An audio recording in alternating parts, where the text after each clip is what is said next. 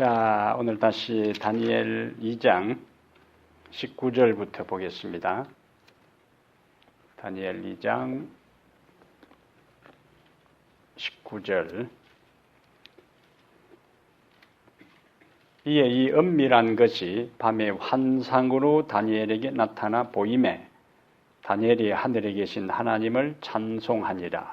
다니엘이 말하여 이르되 영원부터 영원까지 하나님의 이름을 찬송할 것은 지혜와 능력이 그에게 있음이로다. 그는 때와 계절을 바꾸시며 왕들을 폐하시고 왕들을 세우시며 지혜자에게 지혜를 주시고 총명한 자에게 지식을 주시는도다. 그는 깊고 은밀한 일을 나타내시고 어두운 데 있는 것을 아시며 또 빛이 그와 함께 있도다. 나의 조상들의 하나님이여 주께서 이제 내게 지혜와 능력을 주시고 우리가 주께 구한 것을 내게 알게 하셨사오니 내가 주께 감사하고 주를 찬양하나이다. 곧 주께서 왕의 그 일을 내게 보이셨나이다 하니라. 이에 다니엘은 왕이 바벨론 지혜자들을 죽이라 명령한 아료에게로 가서 그에게 이같이 이르되 바벨론 지혜자들을 죽이지 말고 나를 왕의 앞으로 인도하라. 그리하면 내가 그 해석을 왕께 알려드리리라 하니. 아멘. 오늘 24절까지 좀 말씀을 살피겠습니다. 우선 21절에요. 그는 때와 계절을 바꾸시며 왕들을 폐하시고 왕들을 세우시며 지혜자에게 지혜를 주시고 총명한 자에게 지식을 주시는도다.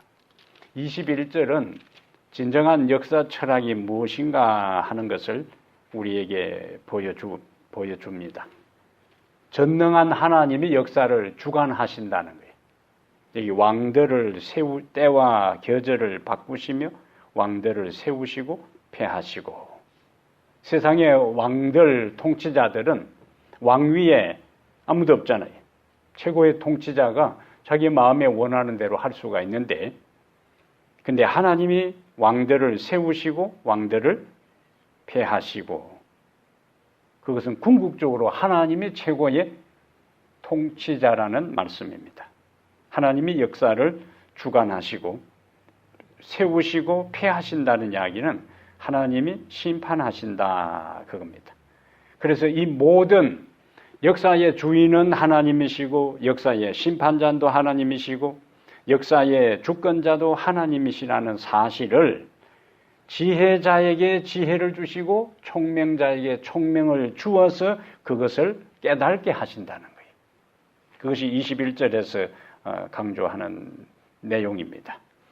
그래서 이 세상이 어떤 위대한 통치자, 장군, 왕, 사상가들에 의해서 세상이 움직여 나가는 것처럼 보이지만 그 모든 인간 사건, 역사의 배후에 누가 그것을 주도하시는가? 하나님이 주도하신다. 이것이 진정한 역사 철학이라는 거예요. 올해는 6.25가 일어난 지 69주년이 되는 해입니다. 이 소련과 중국의 힘을 등에 업고 북한의 김일성이가 주도한 이 인민군이 남침을 했는데 3년 1개월 동안의 이 전쟁을 통해서 우리가 아는 대로 약 1천만 명의 이산 가족이 발생하고 남북한 합해서 500만 명의 사상자와 또 부상자가 이제 등장하게 돼요. 근데 북침인가 남침인가 이 역사를 해석하는 여러 원칙이 있는데 그 중에 수정주의 역사관이라는 그 역사관이 있는데 여기는 북한 김일성이가 쳐들어온 게 아니고 북침했다고 주장하는 거예요. 헷가닥해도 이렇게 헷가닥할 수가 있어요. 북침했다는 거예요. 그래서 북침하니까 할 수 없이 방어하면서 내려오다 보니까 낙동강까지 내려갔다는 것이 북한에서 주장하는 겁니다. 그리고 좌파 세력들이 주장하는 내용들이에요. 근데 이것이 그동안에 계속 그 북침, 남침 또 미국이 남한을 통해서 북한을 유도해가지고 침략하도록 만들었다. 온갖 이론들이 있었는데 1990년에 소련이 붕괴되면서 소련의 기밀 문서가 상당히 많이 해제되었습니다. 근데 소련의 그 기밀 문서 해제된 이후에 더 이상 이제 역사적으로 그 다음에 학문적으로는 북한이 스탈린의 사주를 받아서 모태똥의 동의를 얻어 남침했다는 것이 그 공산주의 문건에 그대로 나오는 거예요. 이게. 그리고 학문적으로 규명이 된 내용입니다. 근데 저는 이제 오늘이 어제는 한국으로는 어제지만은 오늘 오후 2시 될 때에 북한이 이제 남침을 개시했는데 미국과 유엔군이 이 한반도 전쟁에 개입하지 않았더라면 오늘 우리가 이곳에 앉아 있을 수가 없습니다. 완전히 공산화돼 버렸어요. 그래서 이 역사 철학에 대한 걸 하면서 제가 이 6.25 전사에 대한 여러 자료들을 보면서 하나님께서 이 6.25 전쟁의 배후에서 굉장히 섭리하셨구나 하는 것을 제가 여러 자료를 보면서 확인할 수가 있었어요. 6.25 남침했다는 것이 이 당시 미국의 트루먼 대통령에게 긴급히 보고되었을 때에 트루먼은 즉시 안전보장 이사회 소집을 명령합니다. 그런데 안전보장 이사회 가운데 상임 이사국이 5나라인데 미국, 소련, 그 다음에 그 당시에는 이제 중공이 아니고 프랑스, 영국, 중국이요. 중국. 그런데 이 상임 이사국이 한 나라라도 반대해버리면은 다 북일되는 거예요. 그러면은 소련이 자기들이 김일성이를 사주해서 이 공산화시키기 위해서 공격명령을 내리고 배후에서 조종을 했는데 소련이 참 그 안전보장이사회 상임이사국에 참석하면은 반대하는 거는 뭡니까? 그럼 뭐 기정사실이요. 그러면 아무리 미국이 주도해서 유엔군을 파견하려고 해도 소련이 거기서 반대표를 던져버리면은 더 이상 유엔군이 형성되어서 한반도에 파견할 수가 없는 상황입니다. 여기에 그러면 왜 소련이 5개 나라 가운데 소련이 참석해서 그 회의에 참석해서 반대표를 던지지 않고 소련 유엔 대사가 불참했어요. 여기에 그동안의 역사적인 그 여러 이유들이 많이 있었습니다. 왜 그랬을까? 가장 이제 그럴듯한 이야기는 스탈린이 주말에 휴가를 떠나면서 엄명을 내린 거라. 어떤 전화도 나한테 하지 말라. 주말에 내가 좀 푹 쉬어야 되니까 어떤 전화도 나에게 그 신경 쓰게끔 전화하지 말라 그거예요. 그럼 여기 주 유엔 대사가 북한이 이제 남침을 해서 유엔에서 지금 안전보장 이사회 3위 이상을 소집하고 유엔에서 대책을 수립하는데 반대표를 던져야 돼. 그 지침을 본국에서 받아야 되는데 휴가를 떠나면서 절대로 어떤 전화도 하지 말라고 했기 때문에 전화를 하지 않았다. 이것이 지금까지 이제 알려진 이야기들입니다. 그런데 여기도 최근에 그 소련의 기밀 문서가 스탈린이 1950년 8월 달에 당시 소련의 위성국인 체코슬로바키아 대통령에 보낸 스탈린의 편지가 기밀 해제됐는데 여기에서 그 이유가 이제 나옵니다. 지금까지 이런저런 설왕설래한 것보다 정확하게 그 기밀 해제된 내용 가운데 왜 소련이 반대표를 던지지 않고 불참했을까? 여기는 소련의 이 스탈린의 고도의 이 세계 전략의 일원으로 참여 안 하게 되면은 뭡니까? 통과되면은 유엔군이 형성되고 그다음에 미국이 가장 중심으로 해서 한반도에 이제 개입하게 됩니다. 그러면은 중공군이 또 개입하게 돼요.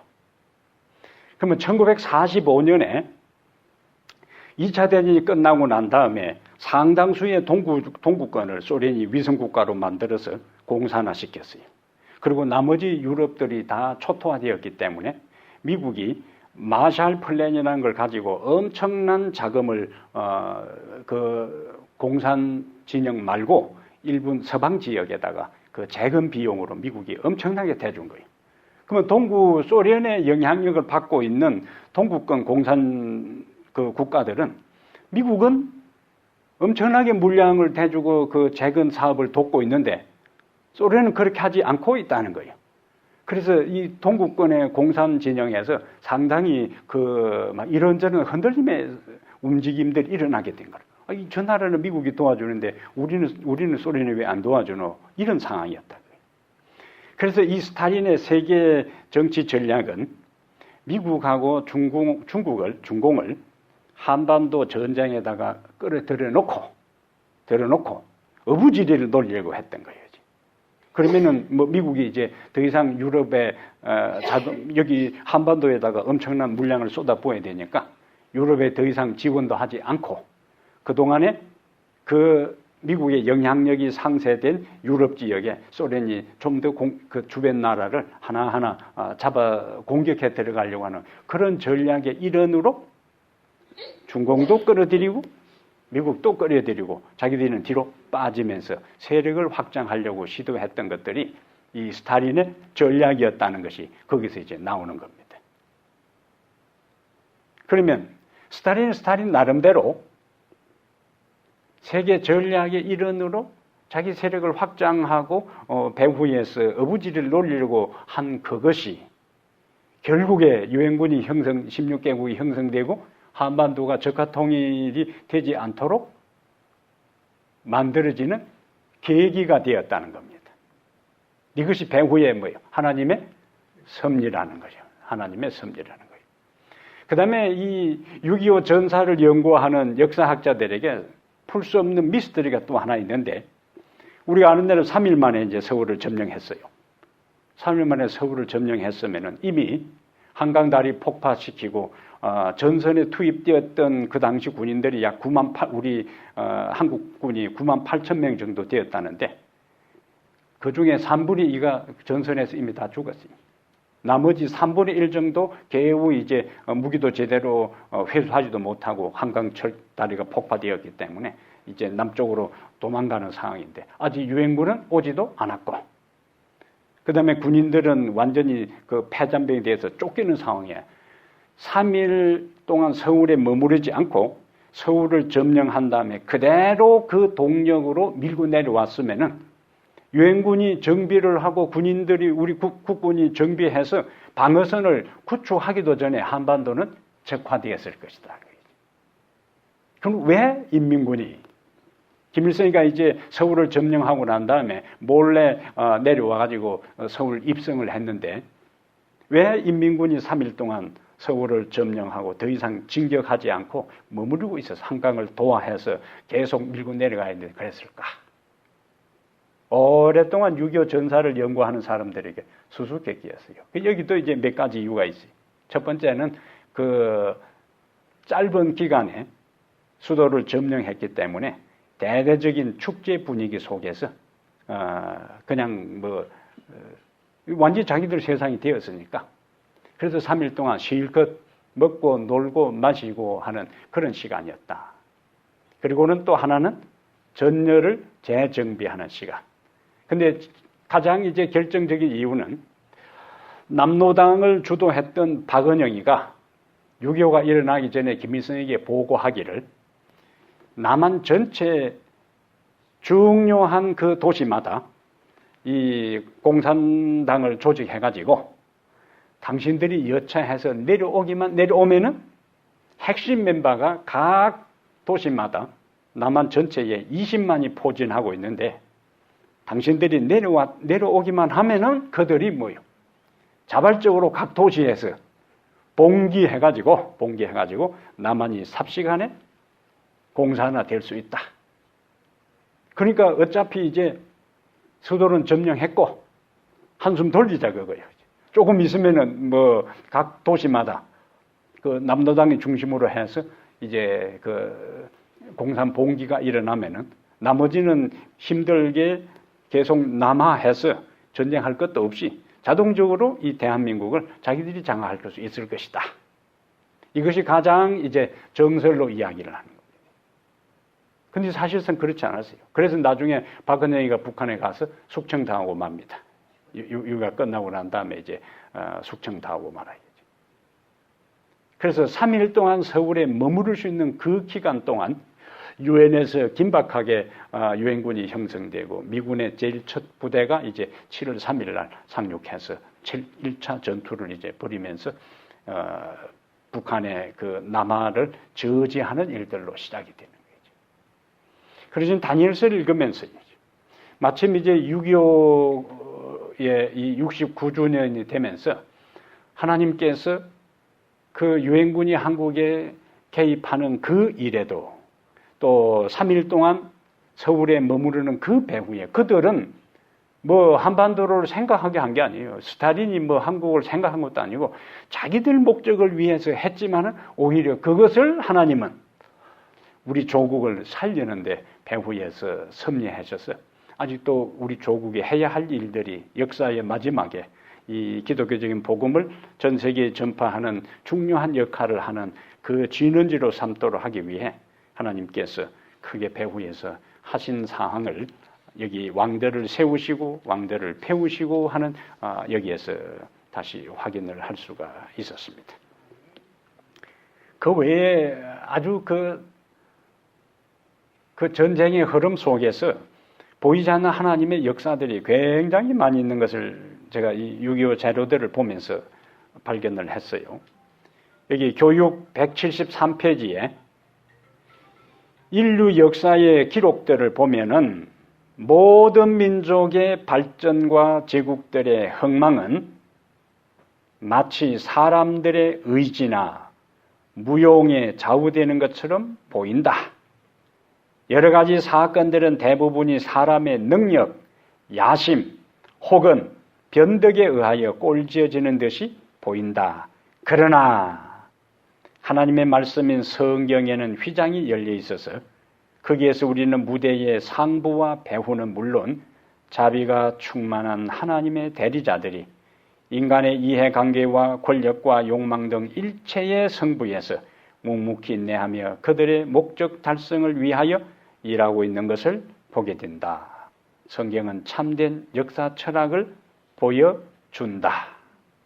그러니까 외행적으로 여기 있는 것처럼 모든 민족의 발전과 제국절의 흥망들이 인간 유명한 장군들이나 왕들에 의해서 좌우되는 것처럼 보이지만 그 배후에 누가 계신다고 했죠?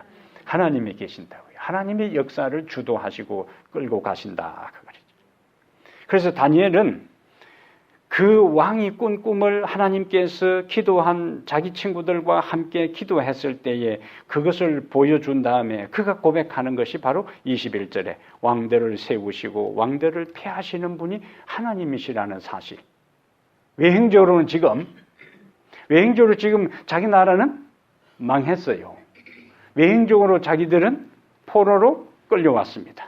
그리고 자기 동족들이 수없이 많이 그 바벨론 도성 밖에서 완전히 그 열산의 땅에서 힘든 일을 매일매일 힘든 노동을 하고 있는 그 와중에도 외행적으로 자기 민족은 다 붕괴돼 버리고 성전은 불타버리고 그다음에 왕은 죽고 궁궐도 불타고 자기들은 고국에서 포로로 잡혀온 이 와중에도 그들의 마음속에 어떤 확신이 있었는가? 이 배후에 하나님의 섭리가 있다. 이것이 우리의 일상에서 하루하루 살아갈 때 이러한 의식을 자꾸만 자기 스스로에게 말씀을 통해 확인하는 것이 필요한 거예요. 그러니까 외행적으로 뭡니까? 포로로 잡혀왔고 조공 불타고 성전은 불타고 하나님은 침묵 지키는 것처럼 보이지만은 그러나 하나님은 묵묵히 이 역사의 배후에서 일하고 계신다. 그것은 한 국가뿐만 아니라 우리들 개인의 삶에 있어서도 내 인생의 외행적인 삶이 아무리 겉으로 어떻게 전개된다 할지라도 그 배후에 하나님이 역사하신다는 것을 기억하는 것이 굉장히 필요하다는 거죠. 이게 바로 욥기서에서 강조하는 주제 중에 하나입니다. 욥의 입장에 있어서는 하루아침에 보세요. 하루아침에 모든 것이 다 날아가 버렸잖아요. 사람에게 소중한 것이 가족입니다. 그 다음에 친구입니다. 그 다음에 건강입니다. 그 다음에 재물이에요. 근데 욥은 자식 죽고 재물 다 날아가고 건강 잃어버리고 또요? 친구 잃고 그 다음에 나중에 마누라는 너 하나님 저주하고 죽으라 그러고 그러면 남는 게 뭐가 있어요? 자기 몸은 병들고 그 중에 하나만 해도요 우리 인간에게는 굉장히 충격적입니다.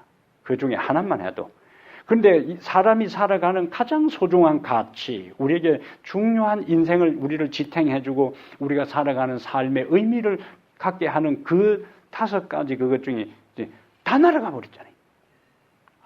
아무것도 없는 상황에 여기에 욥이 하나님 주권 사상, 주신 자도 여호와시요 거두신 자도 여호와시니 여호와께 은총을 돌린다 하는 영광을 돌린다. 이것은 철저한 하나님 주권 사상입니다. 이거 쉽지 않아요. 그 중에 하나만 문제가 생겨도 우리는 입이 튀나옵니다. 하나님께 대해서. 예? 하나님 뭐 믿어봐야 뭐요. 예? 소용없다고. 내 열심히 해도 뭐 되는 거 없네. 뭐 이리네요. 때려쳐라. 일이 될 수가 있다고 이제. 예? 아참에는. 그런 저는 이제 그 욥은 자주 이야기하지만 욥기서는 인간의 고난의 이유를 설명하지 않습니다. 고난 당할 때 우리가 욥기서는 고난에 대한 것을 설명한다지만은 욥기서는 처음부터 마지막까지 왜 인간에게 고난이 생기는지에 대해서 구체적으로 설명하지 않아요. 38장에 하나님께서 욥에게 나타나서 왜 너가 고난 당했는지를 설명해 주지 않고 하나님의 위대한 능력만 이야기해요.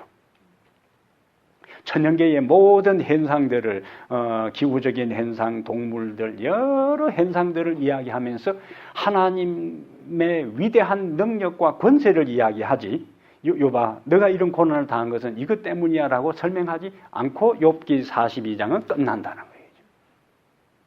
그럼 왜 고난에 대한 것을 설명하지 않는가? 인간에게 있어서 고난은 신비입니다. 그러나 인간이 겪는 그 엄청난 고난이라도 하나님은 그 고난 배후에 있으면서 고난을 당하는 자가 절대로 망하게 하지 않는 능력을 의지하라는 거래죠. 그 고난 자체에 초점을 맞추지 말고 그 고난 자체가 이해되지 않아도 알 수 없어도 아무리 생각해도 이해할 수 없어도 알 수 없다 할지라도 하나님은 여전히 우리의 인간 삶의 배후에 살아계시면서 우리의 삶이 마지막 결국에 궁극적으로 하나님께 영광이 되고 우리의 인생의 유익이 되는 길로 인도할 것이니까 고난 자체보다 그 고난 너머에 있는 주님에게 인생의 포커스를 맞추라 하는 것이 욥기서의 메시지입니다. 다니엘은 바로 그것을 알고 있었어요. 다니엘은 때로는 인간적으로 부담이 됐을 거예요. 자기 동족들은 왕궁 밖에서 힘들게 사는데 자기는 왕궁 안에서 왕과 함께 지낸다 하는 것은 굉장히 부담이 있었다고요. 그러나 그 가운데서도 나를 왕궁에 있게 한 하나님의 뜻과 섭리가 있을 것이다. 그 말은 우리의 삶에 자신이 처해 있는 영역에서 하나님의 뜻을 분별하고 최선을 다하는 자세가 필요하다는 거지요. 내 삶이 왜냐하면 각자 가는 길이 달라요. 똑같이 유대 나라에서 포로로 잡혀왔는데 눈은 왕궁에 있고 눈은 밖에 있고 그럼 다 이 세상에 일어나는 일들을 우리가 다 이해할 수가 없어요.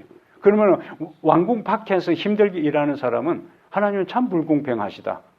저 다니엘은 왕의 1급 참모로서 있고 우리는 밖에서 끙끙 일하고 와 이런노. 그런데 모두가 다 왕궁에 일할 수는 없잖아요. 그럼 어떻게 받아들여야 되는가? 다니엘은 다니엘대로 하나님의 뜻이 있을 것이고 우리가 왕궁 밖에서 이렇게 힘들게 일하는 가운데서도 하나님의 뜻이 있을 것이라고 자신의 삶을 뭐 해야 되는가? 받아들이고 그 가운데서 하나님의 빛을 따라 최선을 다해 살아가는 자세가 우리의 인생의 기본적인 자세가 되어야 된다는 거죠. 이것이 진정한 역사 철학이고 하나님을 믿는 사람의 하나님 주권 사상입니다. 22절에 보면은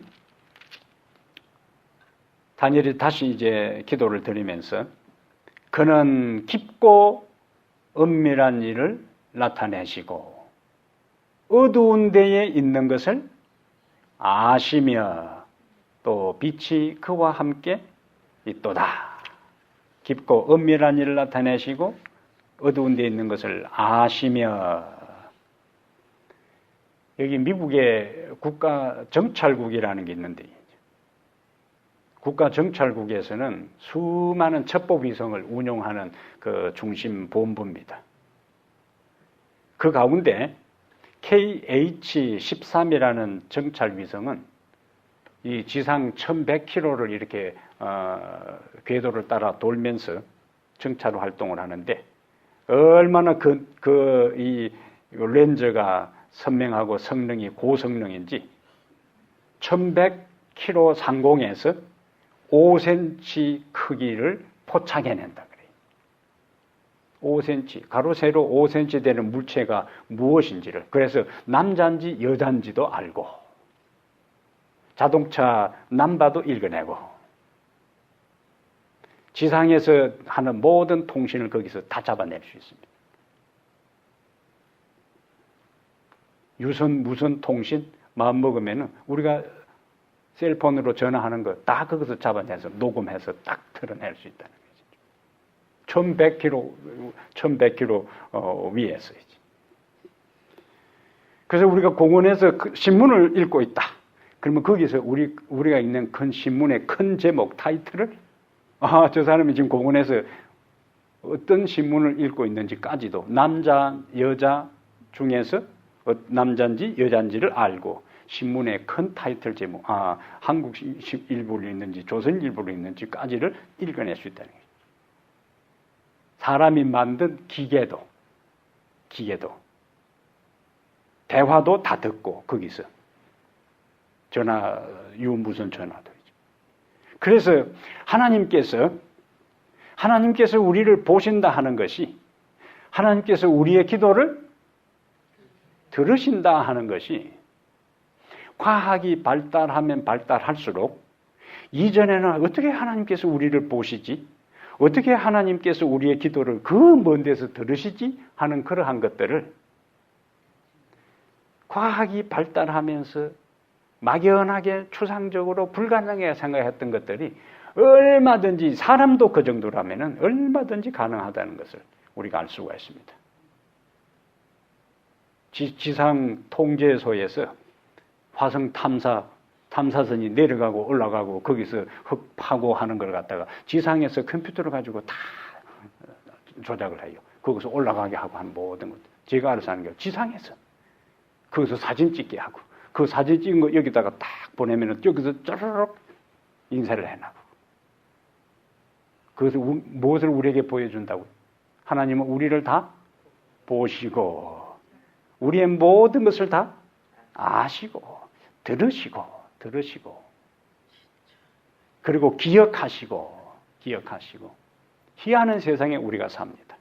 이러한 것들은 우리에게 하나님의 위대한 능력을 맛배기로 이해할 수 있는 그러한 것들이에요. 그래서 의심 많은 우리 인생들에게 그와 같은 세상의 엄청난 과학의 발달을 통해서 사람 수준에도 이 정도로 한다면은 모든 것이 가능한 무한한 능력을 가진 하나님은 우리의 기도를 들으시고 우리의 일거수일투족을 다 아시고, 그래서 여기 뭐라고 했냐면은 어두운 데에 있는 것을 아시며.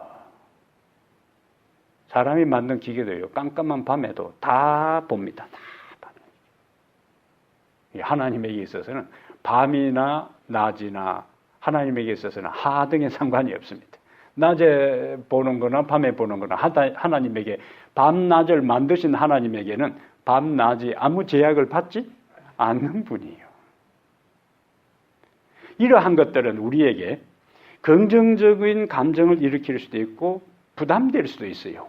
그럼 우리가 하나님의 말씀을 따라 살아갈 때는 하나님이 나를 보시고 나의 모든 것을 들으시고 나의 행동을 다 아신다고 하는 것은 긍정적인 삶을 우리가 말씀 안에 살아간다면 그것이 오히려 격려가 되고 뿌듯하지만은 우리가 부정적인 빗나간 길을 걸어갈 때는 사람은 몰라도 하나님은 다 보시고 하나님은 다 들으시고 하나님은 다 아시는 거예요. 그래서 우리는 두 면을 우리는 항상 생각하고 있어야 됩니다. 깊고 엄밀한 일을 나타내시고 어두운 데 있는 것을 아시고 빛이 그와 함께 있도다. 중요한 메시지를 우리에게 줍니다. 23절요.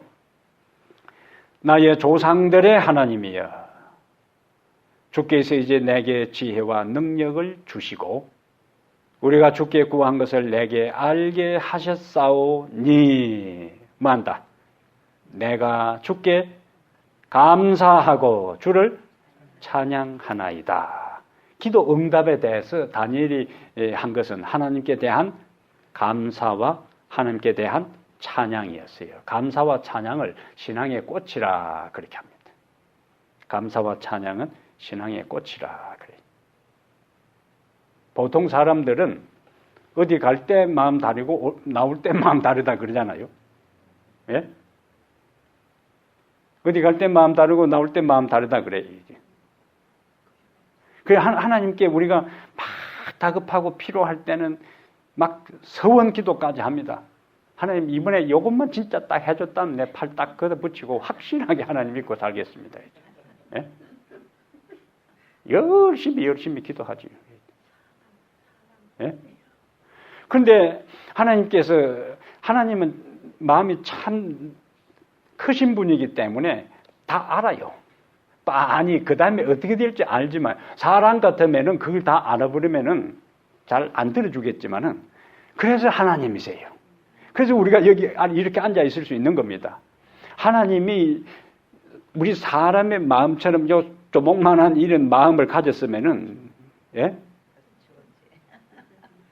우리가 하나님께 그렇게 열심히 기도하고 잘하겠다 하다가 돌아서면 뭐 언제 그랬나 될지 까마득히 잊어버리고 살아가는데 사람 수준이었으면은 뭐 여기 있을 사람 누가 있어요. 그러나 하나님은 그런 기도를 드릴 때에 그 다음에 어떻게 될지를 알지만은 하나님은 항상 우리를 보실 때에 현재 내가 그 하나님 앞에 어떻게 있느냐를 가지고 우리를 보시는 겁니다. 예? 미래에 우리가 범죄하고 잘못한 것을 다 봐주고 우리를 평가한다면은 뭐 우리가 설 사람이 누가 있겠어요? 네가 앞으로 이렇게 넘어지고 이렇게 빗나가고 이렇게 하나님 내 뜻대로 살지 않을 걸 내가 알지만은 현재 내가 내 앞에서 이렇게 하는 것에 의해서 하나님은 우리의 기도를 응답해 주시고 들어주시는 거예요. 그래서 우리가 신앙의 꽃은 감사와 찬양인데 내가 필요하고 다급해서 하나님께 열심히 기도했다면은 응답을 받았을 때에 그렇게 쉽게 마음이 싹 바뀌면 안 돼요. 어떤 마음을 그래도 최소한 유지해. 그 다급한 마음으로 하나님 도와주시면 내가 잘하겠다고. 예? 내가 어떤 문제가 있어서 기도해서 응답했고 내가 몸이 아파서 병들었는데 치료해 주었고 내가 사고에서 아슬아슬 하나님께서 나를 살려주었으면 빗나가다가도 항상 뭐요? 그때 내가 하나님께 내가 이런 기도를 드렸는데 내가 이렇게 살면 안 되지. 내가 그때 하나님께 그렇게 매달려서 내가 하나님께서 나에게 기도를 응답해 주시고 오늘 내가 이렇게 사는 것이 모든 만사가 다 하나님의 은혜라면은 내가 이렇게 살아서는 안 되겠다. 중간중간에 자신의 삶의 그 단계 걸음들을 점검해 봐야 되는 겁니다. 예? 점검해 봐야 돼. 그냥 살아서는 안 되는 거예요. 끊임없이 조용한 시간이 될 때 내가 그때 하나님께 서운한 대로 내가 살아가는가. 100% 우리가 하나님께 서운한 대로 살아갈 수가 없어요. 그러나 서운한 것을 끊임없이 확인하고 점검한 것은 필요한 거예요. 야곱의 삶을 하나님께서 그래도 책임을 지시고 그의 이름을 따서 이스라엘을 자신이 세우려고 하는 나라의 이름을 세운 것은 야곱은 그가 수많은 실수와 잘못을 저질렀다 했다 할지라도 창세기 28장에 그가 바다 마른 골짜기에서 하나님과 서운한 것을 항상 기억했어요.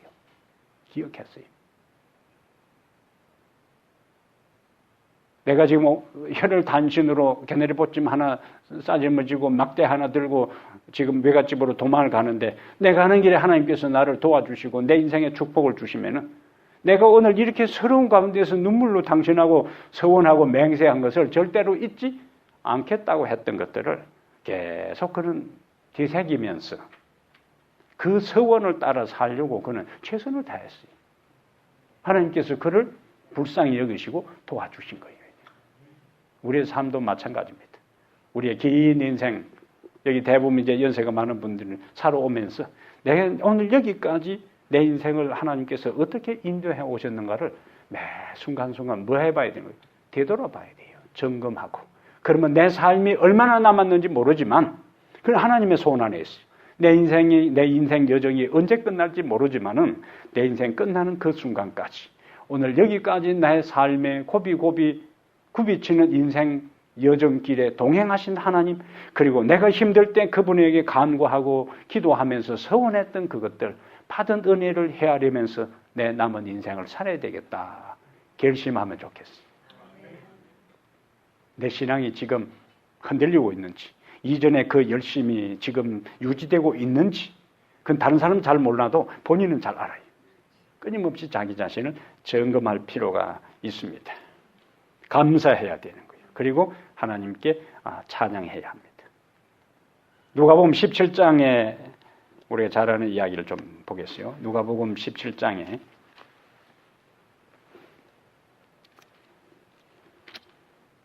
누가복음 17장 여기 우리가 상당히 시사하는 메시지가 있습니다. 누가복음 17장 11절부터요. 누가복음 17장 11절에 예수께서 예루살렘으로 가실 새에 사마리아와 갈릴리 사이로 지나가시다가 한 마을에 들어가시니 나병 환자 10명이 예수를 만나 멀리 서서 뭐 했어요? 소리를 높여 이르되 예수 선생님이여 우리를 불쌍히 여기소서 하거늘. 예수님께서 그냥 가셔버리면 어떻게 됩니까? 이들은 나병 환자로서 평생을 살다가 그냥 인생 끝나는 거예요. 마지막 기회예요. 그러니까 그들이 얼마나 울부짖었겠어요. 이때 예수님이 움직이지 않고 마음이 동하지 않고 예수님이 우리의 병을 고쳐주지 않으면 그들의 인생은 나병 환자로서 인생 끝나는 겁니다. 그러니까 얼마나 다급하게 외쳤겠어요. 얼마나 애타게 부르짖었겠어요. 예수 선생님이 우리를 불쌍히 여기소서 하거늘 보시고 이르시되 가서 제사장들에게 너희 몸을 보이라 하셨더니 그들이 가다가 깨끗함을 받은지라. 10명이 어땠을까요? 이제 제사장에게 보이라 했으니까 조금 마음에 왜 제사장에게 보이라 하지? 그러나 선생이 가서 그래 하니까 가다가 보니까 자기 몸 먼저 잘 못 보고 옆에 친구를 보니까 이 친구 회복되고 있는 거예요. 그 다음에 그 친구도 야 너도 한번 봐라. 10명이 동시에 그 당시에 불치병인 그 나환자에서 회복이 될 때에 얼마나 그들이 그 순간에 그냥 펄쩍펄쩍 뛰면서 얼마나 하나님께 감사했겠어요. 그 순간에. 그런데 보세요. 15절에 여기 이제 우리에게 주는 메시지요. 그 중에 한 사람이 자기가 낳은 것을 보고 큰 소리로 하나님께 영광을 돌리며 뭐 하다고요? 돌아와 예수의 발 아래 엎드려 뭐 하고? 감사하니. 그는 누구라고요? 사마리아 사람이라. 여기 시사하는 바가 뭘까요? 그 중에 유대인도 섞이고 사마리아 사람도 섞였는데 사마리아 사람은 유대인들이 타부시하는 사람들이 상대하지도 않는 사람들이죠. 그런데 와서 10사람이 가다가 회복이 되었는데 돌아와서 예수님 앞에 엎드려 고맙다고 그 다리를 붙잡고 눈물로 감사와 찬양을 올린 사람은 누구냐? 사마리아 사람이라. 예수님의 이제 마음이 표현됩니다. 17절에. 예수께서 대답하여 이르시되, 이 예수님의 섭섭한 마음이에요. 인간적으로. 뭐라고 했어요? 10사람이 다 깨끗함을 받지 아니하였느냐. 그 9은 어디 있느냐? 그러면서 뭐라고 이야기해요? 이방인 외에는 하나님께 영광을 돌리러 돌아온 자가 없느냐 하시고 그에게 이르시되, 여기서 이제 갈라집니다. 일어나 가라, 내 믿음이 너를 구원하였느니라. 그러면 자, 10명은 1단계에서 뭐는 경험했어요? 몸 건강은 회복했어요. 그 9명은 그것으로 끝난 거야. 그냥 나았다. 그전에는 인간적으로 생각하면은 그 불치병에서 회복되었으면은 반드시 누구에게로 쫓아와야 정상이요? 예수님께로 쫓아와서 나았습니다라고 고맙다고 난리를 피워야 맞는데 9명은 그냥 그 길로 안녕 빠이빠이 하고 그냥 갔어요. 근데 사마리아 사람 이방인은 내가 이것 때문에 내 인생 얼마나 지금까지 서럽게 살아왔는지, 그리고 우리의 가정은 내가 이 병에 걸림으로 인해서 우리의 가정은 얼마나 우울하고 구름 끼고 힘든 인생을 살았는지. 그런데 예수님께서 그 모든 것이 끝나게 했으니까 이것은 우리 가정에 돌아가기 전에 엄마 아빠 내 낳았다, 내 동생 낳았다고 소리치기 전에 나를 낳게 하신 예수님이 먼저 가서 고마워야 돼요. 그냥 바로 예수님에게 쫓아오잖아요. 9명은 어디까지요? 육체적인 병은 나았지만은 뭐는 경험 못한 거예요? 구원은 경험 얻지를 못한 거예요. 그러나 예수님의 그 은혜가 감사해서 돌아와서 감사를 표명한 그 사람은 일어나 가라, 내 믿음이 너를 구원하였느니라. 이것이 감사한 사람과 감사하지 아니한 사람의 결정적인 차이입니다. 차이. 이 뻔했어요. 예수님은요, 자신에게 받은 은혜와 축복을 그것을 또 감사하고 찬양할 때에 그 감사를 표명한 것으로 끝나지 않고, 듣는 것으로 끝나지 않고 그에게 또 다른 복을 주시는 분입니다. 주시는 분이에요. 그 감사한 것을 예수님께서 뭐라고 표현했냐면은, 감사한 것을 이 이방 외에는 하나님께 영광을 돌려온 자가 없느니라. 자기가 낳은 것을 예수님께 와서 감사하다고 표현한 것을 예수님은 뭐라고 설명했냐면 하나님께 영광을 돌렸다, 그렇게 했어요. 그럼 우리가 하나님께 영광을 돌리는 것이 뭐냐? 간단해요. 여기 본문에 나오는 대로 하나님께 영광을 돌리는 것은 하나님께서 내게 주신 은혜를 그분에게 감사하고 찬양하는 것이 우리가 뭐 하는 것이다? 하나님께 영광을 돌리는 거예요. 하나님께 영광을 돌리는 거예요. 세천사 기별 가운데 계시록 14장 6절 7절에 하나님께 영광을 돌려라. 감사하는 삶. 감사하는 삶이 하나님께 영광을 돌리는 삶. 그러한 삶을 사는 사람을 하나님께서는 영원한 구원을 약속하시고, 구원의 주가 내 믿음이 너를 구원했다 하면은 이건 그만 끝난 거예요. 구원의 주체인 예수님께서 너 믿음이 너를 구원했다고 하는 순간에 그 사람의 구원은 확정되고 보장되고 인쳐진 겁니다. 어떤 사람이요? 자신에게 주어진 하나님의 은혜를 돌아와서 감사하고 찬양하면서 하나님께 영광을 돌린 사람의 인생에 대해 하나님께서 이렇게 갚아주십니다. 그래서 시편 50편 3절에 감사로 제사를 드리는 자가 나를 영화롭게 하나니, 여기 이 구절하고 딱 연결되는 거예요. 시편 50편 3절에. 우리의 삶이 그렇게 되면 좋겠어요. 내가 힘들 때에 하나님께 기도하다가 모든 것이 안정되니까 언제 하나님께 그렇게 했나 하고 그냥 이전에 내 잘못된 삶으로 돌아가지 말고 내가 간구했던 그 은혜를 기억하면서 주신 은혜에 대해 또다시 하나님께 구체적으로 표현할 때 하나님은 우리에게 더 큰 축복을 주시는 분이시다. 얼마나 감사한지 모르겠어요. 마지막 24절 이제 정리를 하겠어요. 다니엘 2장 24절에 이에 다니엘은, 다니엘 2장 24절에 이에 다니엘은 왕이 바벨론 지혜자들을 죽이라 명령한 아리오게역으로 가서 그에게 이같이 이르되 바벨론 지혜자들을 죽이지 말고 나를 왕의 앞으로 인도하라. 그리하면 내가 그 해석을 왕께 알려드리리다. 다니엘은 하나님을 찬양하는 일을 마치고 제일 먼저 무슨 일을 했는가? 하나님을 찬양한 다음에 무슨 일을 했어요? 아리오 죽이는 그 사형을 집행하고 있는 아리옥을 만나서 다른 동료 박사들을 죽이지 말라. 이것이 다니엘이 하나님을 찬양한 다음에 제일 먼저 한 일입니다. 근데 우리가 성경을 깊이 묵상하면은 어떤 생각을 할 수 있냐면은 다니엘은 하나님의 뜻을 따라 사는 사람들이에요. 하나님을 섬기는 사람이에요. 먹는 것도 다르고 그는 따로 기도하고 그다음에 우상 숭배하는 현장에도 가지도 않아.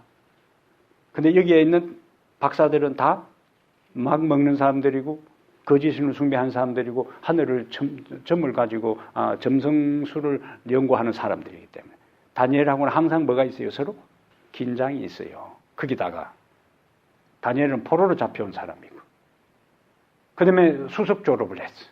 왕의 특별한 총애를 받아요. 그러면 다른 사람들이 어떻게 할까요? 시기하지요. 그건 당장에. 자기들은 본족인데 포로로 잡혀와가지고는 수석 졸업을 하고 왕이 특별히 발탁해서 항상 자기 곁에 두고 있는 상황에 그럼 다니엘은 그들에게 많은 시기와 질투와 직시를 받았을 거예요. 근데 들려오는 소식이 꿈을 해석 못해가지고 왕이 그들을 다 죽인다 할 때 일반적인 수준의 인간이라면 어떻게 되겠어요? 내 주변에 이제 뭐요? 경쟁자들 없이 다 뭐요? 하나님께서 하나님 우리 마르두신 벨신이 강하지 너 여호와 신 믿어봐야 너희 성전 불타고 내 포로로 잡혀오지 않느냐. 왕의 총애를 받아서 너 그런데 너무 까불지 마. 이런저런 이야기들을 주변 친구들에게 많이 들었을 거예요. 그리고 이제 18살에 와가지고 3년 마치고 20대 약간의 나이에 왕의 특급 이 참모로서 왕 가까이에 있으니까 나머지 고참 참모들이 뭐 얼마나 시기했겠어요. 가면은 눈 부랍뜨고 야 똑바로 해 뭐 이런 저런 것도 있었을 거예요. 그런데 그들이 다 죽게 되었어. 하나님께서 내가 손대지 않아도 하나님께서 다 뭐 한다고요? 다 알아서 처리를 해주시는구나 하고 그냥 가만히 있으면 되는 거야. 가만히 있으면은 주변에 아무 정적도 없어지고 이제 더 왕의 총애를 받아서 뭐 주변 사람 신경 쓸 것도 없고 왕이 다 알아서 처리하는데 자기 잘못한 것도 없잖아요. 근데 이게 다니엘의 위대함이에요.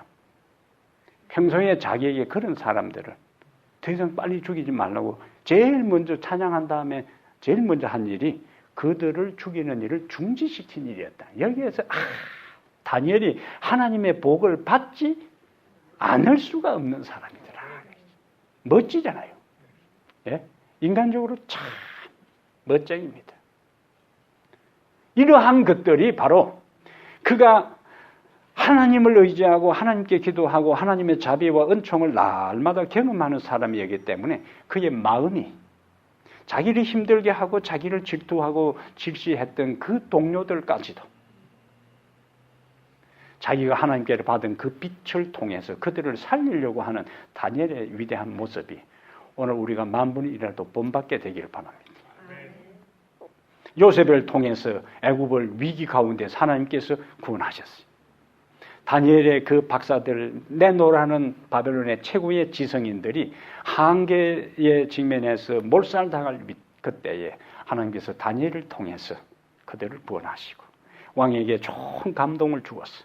그 다음에 이스라엘이 다시 바벨론이 망을 한 다음에 이스라엘로 돌아와서 이스라엘 영적 공동체를 회복하는 중심 역할을 하게 됩니다.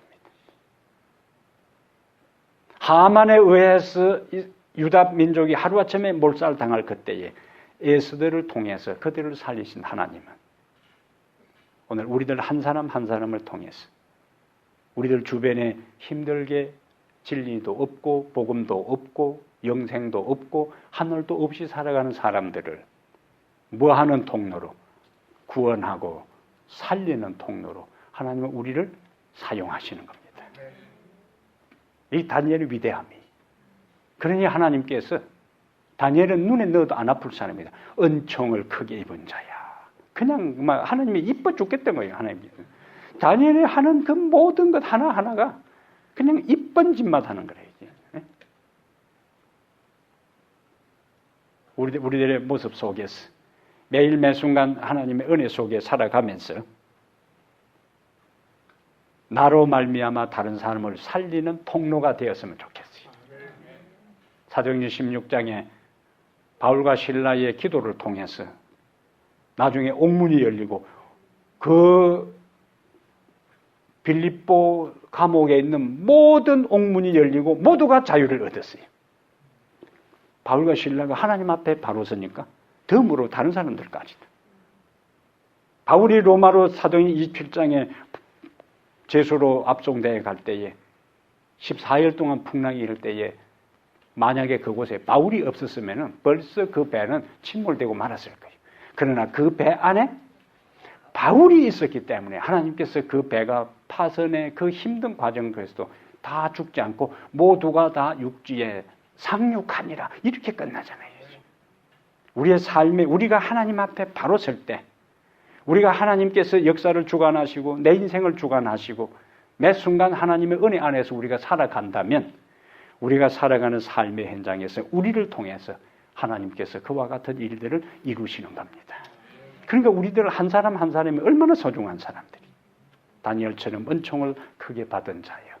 오늘 나에게 비춰진 빛을 따라 주어진 은혜, 내 인생에 주어진 은혜를 감사로 찬양으로 표현할 때 하나님은 우리의 연약한 우리를 통해서 다른 사람을 살리게 하고 하나님께 영광이 되는 일로 우리의 인생의 걸음걸음을 인도하십니다. 그와 같은 축복의 사람들 되기를 간절히 바랍니다.